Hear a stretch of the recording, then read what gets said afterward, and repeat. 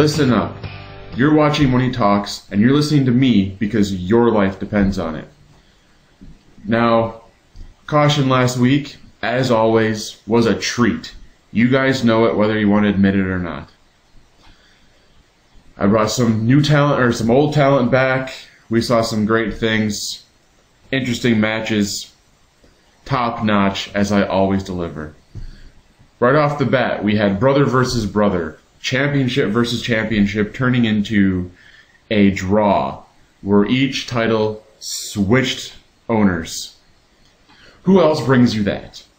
This guy and this guy only. On top of that, I brought back the loose cannon. When's the last time we saw him? I had to hunt him down in a back alley somewhere, beating up hobos for money. Do I look down on that? No, because the dude's a badass, and he delivered like I always knew he would. Sure, he lost to Mike Houston, but every dog has his day. I also was finally able to convince my buddy, The Diz, to finally take a break from his rapping tour to come bring some pain of his own, which he did wonderfully. And then I've been receiving a lot of criticism for what happened to a certain member of the roster because of my abuse of authority. Dustin Dynamite. Let's be honest. Did we even know who Dustin Dynamite was before he was brutally attacked by Jimmy Jack Daniels? No. No, we didn't. We had no clue who the guy was. And surprisingly, he won, which makes me question his opponent. He was in no condition to compete, I assure you. So there was something going on there. But why? Why did I do it? Well, one, because I can. And two, it was a test. I wanted to see how bad Jimmy Jack Daniels wanted his job. Was he able to release all of his inhibitions, his prior knowledge of good and wrong, and do what he's told? Act as an automaton, doing what his boss tells him to do. And he passed with flying colors. Way to go, Sheriff. I knew you could do it. And then Brian Phoenix was going on, blah, blah, blah. Look at me, I'm still champion, blah, blah, blah. Well, we'll get to that. So let's move forward to Day of Champions, which is this Saturday. I have every title on the line, so it's bound to be excellent. Here's what I've got in store for you. First, since Jake Paparella, the loose cannon, impressed me so much with his performance, I'm thinking he should be the new figurehead for the hardcore division. He is king of hardcore in FYW, he's a legend. So I'm putting him against Jay Wicked for the Extreme title. Makes sense, right? Next, Kia. Kia's kind of been getting into my business lately. Attacking people on the roster, backstage, in bars, that kind of thing. I should be upset about this. Kia, you shouldn't do that kind of thing. But I'm not really. It's a lie. I'm actually quite pleased. I mean, he's not working for me, but he's kind of doing what I want to do anyway. So, good job, Kia. And good work is often rewarded. So, we're going to put him in a title match. Against the unbreakable title, yes, the spineless, waste of talent, Kyle Cash. Should be good. And Kia, we'll see what you can do, my friend. Next, Global Championship. Wicked 6 and his brand new title, which he won from his brother. I had a hard time finding a real opponent for him, so I guess I went with experience over talent. The perpetual geriatric Gary Austin will be facing Wicked 6 for the Global Championship. Woohoo. Alright, but now let's talk about the meat and potatoes. Brian Phoenix.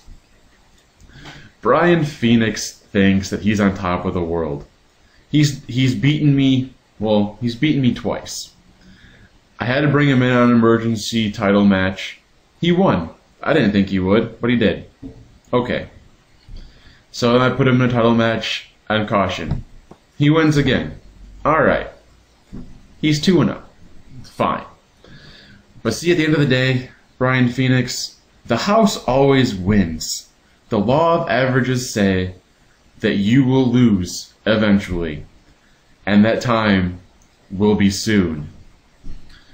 See, I have some cards up my sleeves, things I'm not showing. And your opponent this weekend at Day of Champions is only known by one person, and that person is me. And the person you're facing, but trust me, he's not saying anything. So we'll just say that he's a special opponent picked just for you. So best of luck to you, buddy. Oh, and don't forget, if you don't win, not only do you lose your title, but suspension continues. And last but not least, I'm to announce the FYW Championship match, which will be a traditional scramble style match, and it will feature obviously FYW champion Genocide, everyone's favorite founder Mike Houston, woohoo, my man the Diz, Jeff Stickboy Hickman, and the old man, yeah, you know, Gary. So that's that match, the one you missed. I also have another announcement to make. It came across my table yesterday that 3D was behind the attacks on the Freak at that bar that night. And how normally I wouldn't care that the Freak was hurt in any way and he's no longer with us at this time. I am upset because due to 3D's actions, I had to bring Brian Phoenix back from suspension, and that pisses me off. So, until further notice, I am stripping 3D of his title, and he's placed on suspension.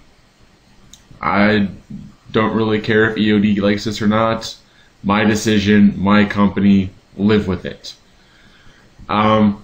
Since we're talking about Brian Phoenix, I'll reiterate, he does have a title match at Day of Champions against an opponent that I'm not ready to disclose. He doesn't need to know about. So he better get himself ready for anybody. And I do mean anybody. And in case anyone forgot, if he does lose, then he is suspended. And finally, to go back to the American Championship, which is now vacated, I am making the triple threat between Dimitri, Jimmy Jack Daniels, and Sinister for that belt.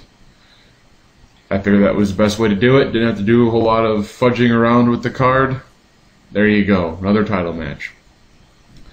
Well, it's still fairly early on a Friday night, so I'm going to get the hell out of here.